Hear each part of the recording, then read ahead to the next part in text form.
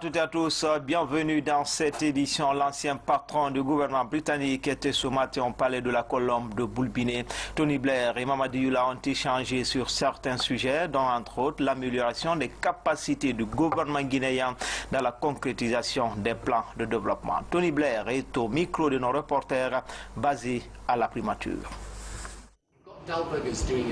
Nous avons discuté, moi et le Premier ministre, comment on peut supporter le processus des changements ici.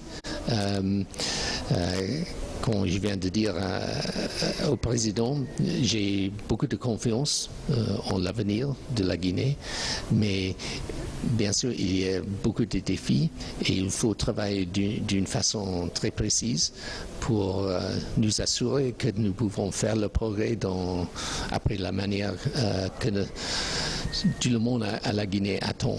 Donc, je crois que le Premier ministre a les bonnes idées pour faire les changements et nous sommes très contents d'être ici pendant les dernières années en donnant notre appui à tout ce qu'il veut faire avec le président. Aussitôt sorti de la liste de l'Union européenne des pays non coopérants, la Guinée s'engage à adhérer à l'initiative pour la transparence dans le secteur de la pêche. Une réunion dite d'information sur le futur s'est tenue à Conakry, une manière d'outiller les cadres guinéens sur ce programme de bonne gouvernance de la pêche maritime. Alassane Thiogobari nous signe ce reportage. Dans le monde entier, la pêche constitue une source essentielle d'emploi, de nourriture et de commerce pour des millions de personnes. Cependant, nos pêches font face à un futur incertain, la surpêche, la dégradation de nos écosystèmes, d'où la nécessité de réformer la gouvernance dans le secteur. C'est ainsi que la Guinée vient d'organiser un atelier national de mise en route du processus d'adhésion de notre pays à la FITI, Fisheries Transparency Initiative, avec la participation du partenariat sous-régional pour la conservation de la zone côtière et marine en Afrique de l'Ouest, basée à Dakar. Je voudrais tout simplement vous féliciter pour le leadership que vous avez eu dans la concrétisation de la volonté politique de la Guinée d'adhérer à la FITI et de faire du secteur de la pêche un secteur transparent et qui gère durablement les ressources. Dès que nous parlons de pêche guinéenne, nous nous trouvons devant un paradoxe. Pays potentiellement riche en produits halieutiques, ne tirant que de maigres résultats économiques et sociaux. À notre avis, les deux facteurs clés de solution à ce paradoxe sont la gouvernance et la transparence. Cette rencontre d'information, de dialogue, de concertation et de discussion sur la FITI a été une occasion pour les cadres de faire une immersion dans le programme de la FITI, l'équivalent de l'ITIE bien connu pour le secteur des mines. L'importance de la bonne gouvernance comme élément de succès de toute politique publique est maintes fois évoquée et soulignée dans les discours de son Excellence, Monsieur le Président de la République, le professeur Alpha Condé. Ainsi donc, la transparence est demandée et exigée. Les usagers des ressources halieutiques la revendiquent aussi. L'administration en général et le secteur des pêches en particulier doivent être un modèle de transparence. Mon département s'y engage. Le but de l'adhésion de notre pays à la FITI est d'assurer une pêche responsable, participative et transparente. Le chef de la délégation des administrateurs de la BAD, Banque africaine pour le développement, était cette semaine à Conakry pour un séjour de travail. Abdelmachid Milikou en a profité pour visiter les chantiers du deuxième projet de réhabilitation et d'extension des réseaux électriques de la capitale, financé par son institution. Nabi Kamara pour plus de précisions. Le deuxième projet de réhabilitation et d'extension des réseaux électriques de Conakry est en marche. Il porte sur la réhabilitation et la construction de 20 km de lignes mixtes moyenne tension, basse tension et 80 km de lignes basse tension, 48 postes cabines de 630 kVA, la réalisation de 20 000 branchements, la pose de 20 000 compteurs après paiement et la fourniture de 3 500 foyers d'éclairage public. Le réseau permet vraiment d'absorber la production électrique. Si vous produisez et que vous n'arrivez pas à distribuer, ça n'a pas de sens. La production doit servir jusqu'au client. Et pour atteindre le client, il faut passer par la ligne de transport et la distribution. À ce jour, le projet est à 40% d'avancement des travaux. Il est financé par la Banque africaine de développement. Le chef de la délégation des administrateurs de cette institution était cette semaine à Conakry pour un séjour de travail. À cette occasion, il est allé à Sangouya où il a visité l'usine de poteaux-béton et la base vie de l'entreprise allemande RMT. Puis à Lambanyi où il a vu le tirage des câbles d'alimentation électrique et le nouveau poste cabine maçonné équipé de matériel électrique, des transformateurs et des cellules. Le travail qui est fait, il est quand même colossal. Ça permet à des quartiers comme celui où nous sommes de pouvoir disposer d'électricité. Nous avons constaté le changement au niveau des installations qui sont faites pour le transport de cette électricité.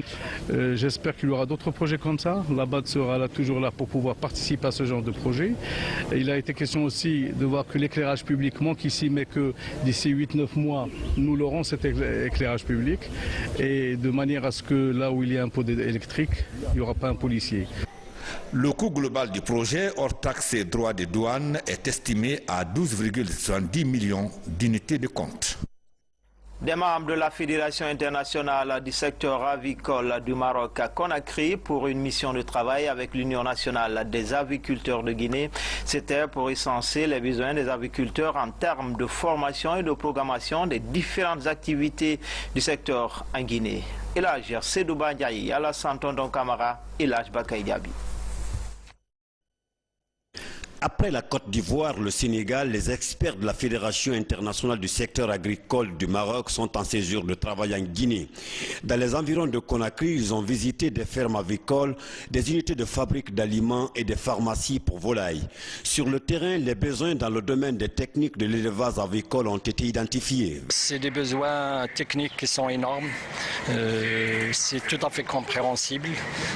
C'est des besoins qui généralement font défaut au début de l'établissement et du développement d'un secteur, quel que soit le secteur, dans ce cas avicole. Et nous croyons fermement qu'au-delà de l'investissement dans le secteur avicole, à tous les niveaux des maillons de la chaîne, au-delà, la réussite de tout investissement ne peut se faire sans qu'il y ait une très bonne connaissance technique de l'élevage avicole. Cette formation à l'intention des aviculteurs guinéens vient renforcer les capacités des acteurs du secteur, un secteur confronté aux difficultés comme le manque de laboratoires et la non-maîtrise des techniques de l'élevage des poulets de chair. Maintenant, nous produisons à peu près 45 000 alvéoles par jour. Et franchement, des fois même, nous avons de mains-ventres. Si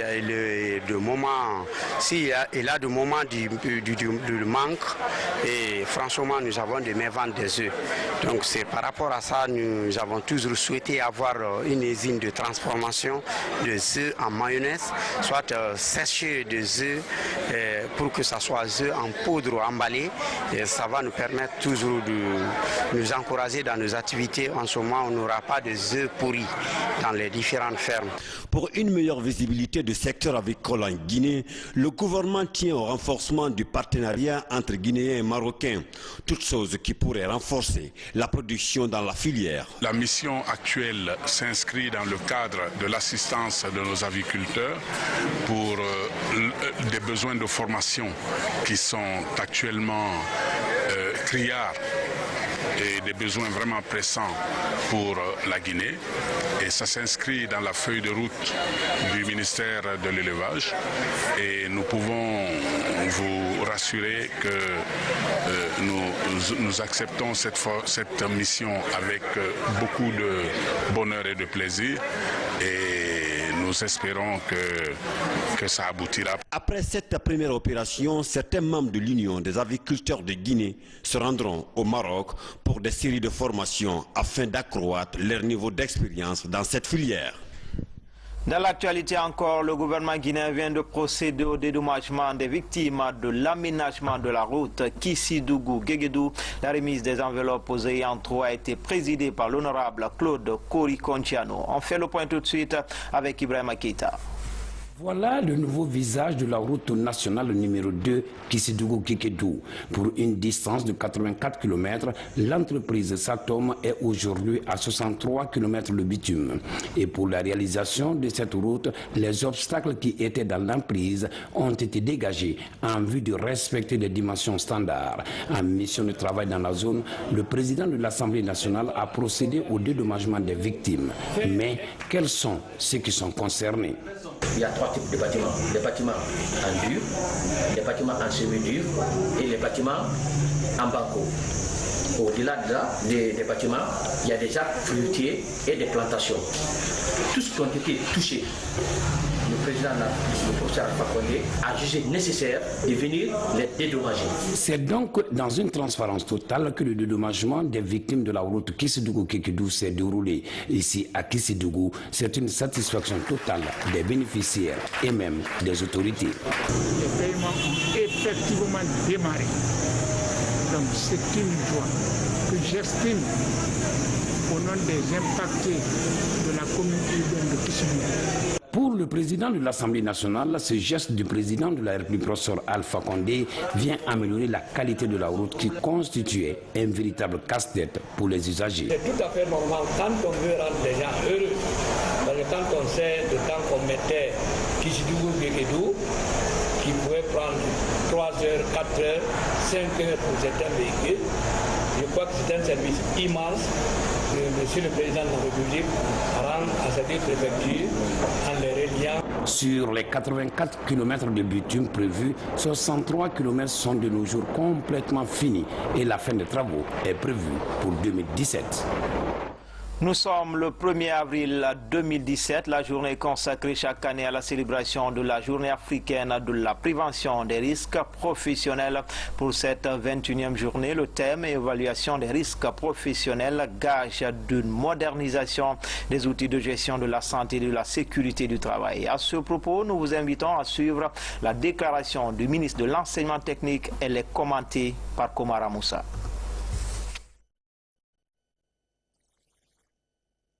Comme chaque année, le mois d'avril est consacré à la prévention des risques professionnels en Afrique. L'objectif pour les initiateurs, prévenir les risques liés aux accidents de travail et autres contraintes professionnelles. Cette année, le thème évocateur, évaluation des risques professionnels, gage d'une modernisation des outils de gestion de la santé au travail suivi d'un sous-thème, relation entre les entreprises utilisatrices et les entreprises sous-traitantes en matière de santé et sécurité au travail. La communauté internationale voudrait, à travers le thème qu'elle nous propose, inviter les États à la collecte et à l'analyse des informations disponibles en ce qui concerne les risques au travail, en vue de mettre en place une stratégie appropriée pour promouvoir des produits d'information relatifs à la santé et sécurité au travail. La mise en place au niveau national d'observatoires favorisant un suivi régulier à travers une synergie d'action des différents acteurs impliqués dans la gestion de la santé et sécurité au travail pour l'établissement de statistiques fiables permettant aux décideurs d'évaluer l'ampleur du phénomène et de prendre les mesures qui s'imposent. Ces dernières années, la Guinée fait des efforts dans la protection et le respect des droits sociaux des travailleurs. La mise en route du nouveau code du travail, la création de l'Institut national d'assurance obligatoire en sont une illustration. Et les initiatives ne manquent pas dans ce sens. En Guinée, le Code du travail fixe les mesures générales de protection et de salubrité applicables à tous les établissements des secteurs privés et publics. Le gouvernement guinéen, sous la conduite éclairée du professeur Alpha Condé, a élaboré un document de politique de protection sociale dont l'objectif général est de bâtir progressivement un système de protection sociale qui protège les citoyens et résidents de la République en général et les groupes vulnérables et ou pauvres en particulier contre les risques sociaux et économiques et qui renforce leur capacité économique et leur capital humain afin de briser le cycle de la pauvreté, de développer leur propre résilience et de prévenir des périodes de pauvreté futures. Je garde l'espoir que ce mois de sensibilisation et d'information impactera positivement le comportement de chaque travailleur et chaque employeur pour le bien-être et la qualité de vie au travail en Guinée. La célébration de cette journée a été instituée en 1996 à la veille de la fête internationale du travail. Il s'agit d'éveiller la conscience des travailleurs, des employeurs et des pouvoirs publics sur l'importance de la prévention des risques. Un important lot d'outils informatiques pour 20 départements ministériels. C'est un geste de la BAD. Il vise à accompagner le gouvernement dans la modernisation de l'administration publique. Le don est estimé à 3 milliards de francs guinéens. Baba Kouyaté était de la partie. Voici son reportage. Des outils informatiques pour booster la modernisation de l'administration publique. En témoigne ce lot de matériel haut de gamme composé de 192 ordinateurs de bureau, 192 onduleurs, 42 ordinateurs portables, 15 photocopieurs multifonctions et d'autres accessoires. C'est un geste de la Banque africaine de développement à travers l'UICEP, l'unité de gestion et d'exécution des projets. Auparavant, il y a eu une acquisition importante de mobilier de bureau dans le cadre même de ce projet d'appui à la planification économique et à la gouvernance minière. 20 départements ministériels sont concernés par ce don. Il vient à un moment où les autorités guinéennes se fixent pour défi la modernisation des services publics. Ce matériel, qui a coûté près de 3 milliards de francs guinéens, est considéré comme une étape essentielle pour la qualification des services rendus aux citoyens. Aujourd'hui, c'est des équipements de pointe qui sont là et qui vont résoudre un certain nombre de problèmes auxquels nous sommes confrontés tous les jours. Par ce geste, la BAD, à travers l'UICEP, exprime à nouveau son souci d'accompagner le gouvernement guinéen dans le processus de réforme engagé. La formation des bénéficiaires est une autre étape importante pour une meilleure utilisation du matériel. Un nouvel espace de réflexion et d'échange sur des questions de développement vient d'être mis en place. Il s'agit de l'initiative pour la prospective économique et le développement. Pour cette première édition, les discussions portent entre autres sur l'émergence économique de la Guinée, Vision 2040. Reportage Samara Tolo. En Guinée, comme dans la plupart des pays africains, les politiques publiques et programmes socio-économiques mis en œuvre en vue de rejoindre les pays émergents sont moins soumis au débat public. Pour faciliter une bonne prise de décision en matière de développement, un nouveau cadre de débat est mis en place. Il s'agit de l'initiative pour la prospective économique et le développement durable. Nous avons décidé de mettre en place un espace intitulé IPED Academy. Alors, comme son nom le dit, c'est une rencontre des intellectuels de haut niveau sur les problématiques spécifiques, alors pour mieux décrypter les problématiques de développement, notamment les enjeux mais les défis. Cet espace de réflexion et d'échange sur les sujets d'actualité économique, sociale et environnementale regroupe acteurs de développement, enseignants, chercheurs et partenaires techniques et financiers. Pour cette première édition, les débats sont axés sur deux thèmes. L'émergence économique de la Guinée, Vision 2040, et la transformation structurelle de l'économie ouest-africaine. Nos pays ont aujourd'hui l'obligation de dépasser les habitudes de création de richesses pour aller vers une plus grande création de richesses durable et inclusive. Je pense que c'est une initiative vraiment à soutenir. C'est très encourageant de voir le monde universitaire qui discute de recherche et de résultats de recherche dans la sous-région qui sont applicables à la Guinée et qui parlent en même temps avec des personnalités de la fonction publique, mais également des acteurs de développement pour partager leurs idées sur des modèles de développement, mais aussi sur les défis, les enjeux et puis sur les solutions qui seraient pertinentes pour la Guinée. Bâtir un espace national et sous-régional de développement durable éclairé par des réflexions et débats constructifs est l'ambition de l'EIPAD. Espace Santé, c'est parti pour la campagne nationale de lutte contre l'onchocercose, la cécité et autres maladies tropicales négligées. L'opération a été lancée récemment dans la ville de Kindia. Elle s'étendra jusqu'en juin prochain et vise à éliminer ces maladies à l'horizon 2020. Sori Dekira, le retour de Kindia. C'est le début d'une série de campagnes d'élimination des maladies dites maladies tropicales négligées.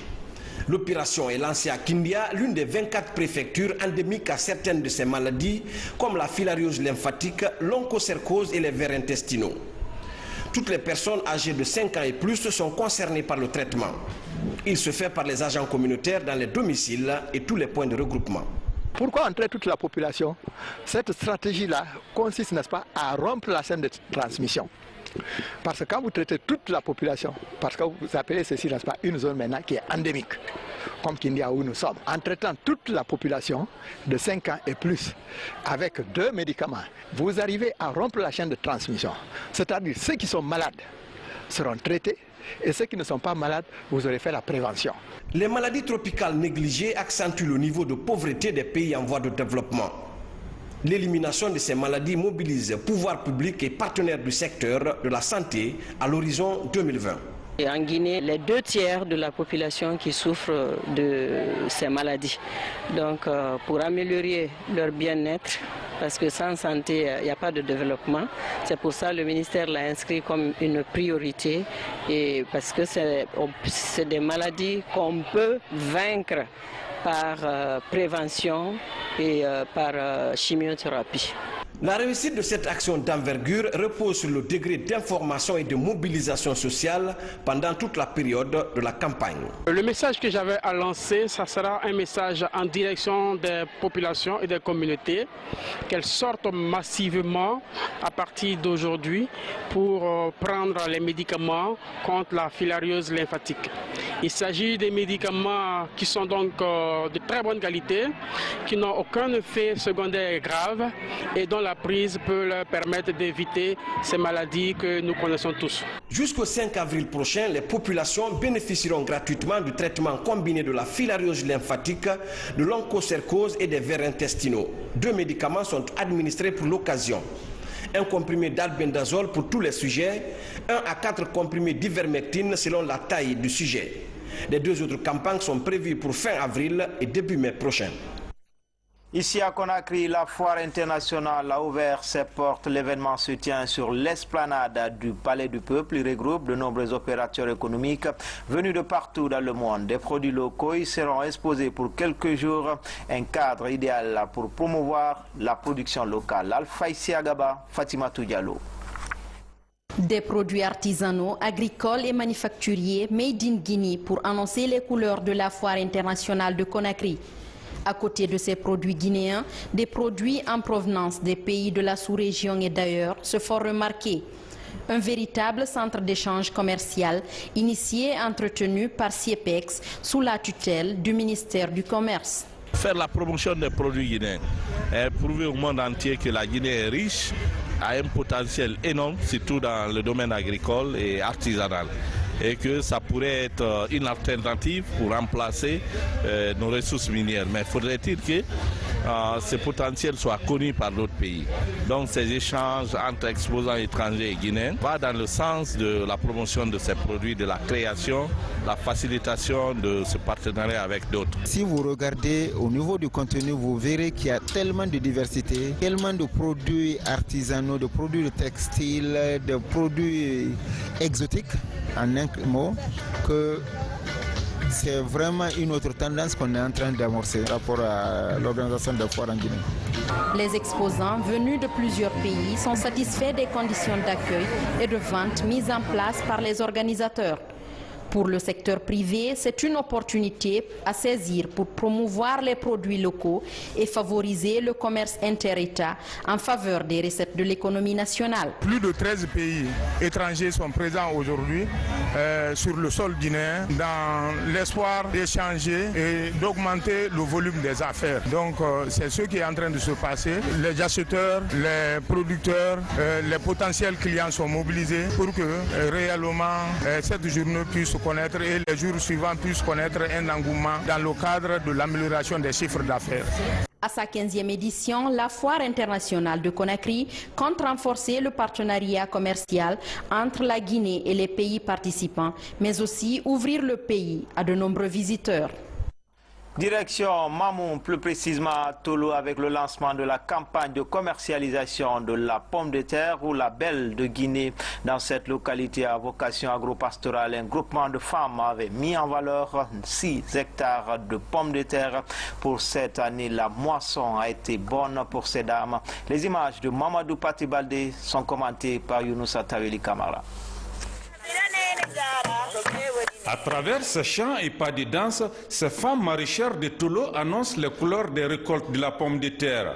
Cette année, le groupement Faso Demain a mis en valeur 6 hectares de pommes de terre de la variété Arnoval. Une variété cultivée à cause de sa résistance aux conditions climatiques, mais également à cause de son rendement. Avant, nous les femmes de Tolo, on ne menait aucune activité rémunératrice. Mais depuis la création de ce groupement, nous cultivons la pomme de terre et nous tirons beaucoup d'avantages de cette activité agricole. Après la récolte, l'heure est à la commercialisation de la pomme de terre dans cette localité agro-pastorale de Mamou. Les marchés hebdomadaires et les autres grands marchés du pays sont visés. Ça nous a beaucoup encouragé parce que ça a beaucoup donné. Pour que les femmes de Tolo puissent oublier la pauvreté. Qu'elles chassent qu'on n'est pas faite pour la maison. Qu'on peut être partout et qu'on doit être au champ, travailler au même pied d'égalité que les hommes. Pour accroître son rendement, le groupement Faso Demain de Tolo compte élargir son champ d'action. La production de maïs et d'autres cultures de rente sont prévues très prochainement par ces maraîchères. Enfin, ce devoir de mémoire, le RPG Arc-en-Ciel se souvient encore de Feu Adjan Sira Kondé, sœur aînée du chef de l'État. Une journée de reconnaissance et de lecture du Saint-Coran a été organisée à son honneur. Décédée en décembre 2014, la défunte inspire de nombreux militants de la mouvance présidentielle. Mamadi Terna Kamisoko nous signe ce reportage. La sœur aînée du président de la République a été rappelée à Dieu le 22 décembre 2014. Plus de 2 ans après, les œuvres de Feu Adjan Sira Kondé inspirent encore sa famille politique, le RPG Arc-en-Ciel. La défunte a réussi à gagner le cœur des militants du parti pendant ses longues années de lutte politique aux côtés du professeur Alpha Condé. Cette cérémonie de lecture du Saint-Coran est organisée pour le repos de l'âme de l'illustre disparu. Nous avons jugé nécessaire, puisqu'il s'agit d'une défunte Adjan Sira Kondé, de faire la lecture des Saint-Coran à sa mémoire et pour le développement, notamment pour la jeunesse du parti et la jeunesse du changement dans un cadre général. Journée de rappel et de reconnaissance voulue et matérialisée par les secrétaires fédéraux des sections RPG Arc-en-Ciel de Conakry. Elle est mise à profit pour expliquer les bonnes œuvres de Feu Adjan Sira Kondé, affectueusement appelée la maman de la jeunesse du RPG. C'est une action de reconnaissance à l'effort de la dame qui nous a encadrés tous dans la cour à Mafanko pendant la longue période de lutte que nous avons menée de 23 années. Aujourd'hui, elle n'est pas là, mais c'est pour aussi dire qu'on pense à elle, on ne l'a pas oubliée et qu'elle sera toujours présente dans nos cœurs. Un tournoi de football doté du trophée Feu Adjan Sira Kondé est également attendu. Il va regrouper 16 équipes de la capitale pour la période du 1er au 23 avril prochain. C'était tout pour ce soir au compte de Guinée Info. Grand a été le plaisir pour moi de vous servir. Bon week-end à toutes et à tous. À demain, même heure, même chaîne, avec toujours le même plaisir.